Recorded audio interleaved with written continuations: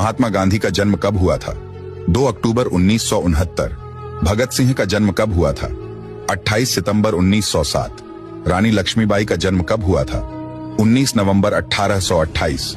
नेताजी सुभाष चंद्र बोस का जन्म कब हुआ था? 23 जनवरी 1997। सरदार वल्लभ भाई पटेल का जन्म कब हुआ था? 31 अक्टूबर 1875। पंडित जवाहरलाल नेहरू का जन्म कब हुआ था? 14 नवंबर 1889। डॉक्टर APJ अब्दुल कलाम का जन्म कब हुआ था?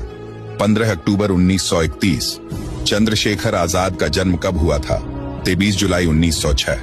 डॉक्टर भीमराव अंबेडकर का जन्म कब हुआ था? 14 अप्रैल 1991। बाल गंगाधर तिलक का जन्म कब हुआ था? 23 जुलाई 1856। लाला लाजपत राय का जन्म कब हुआ था? 28 जनवरी 1965। मंगल पांडे का जन्म कब हुआ था? 19 जुलाई 1827।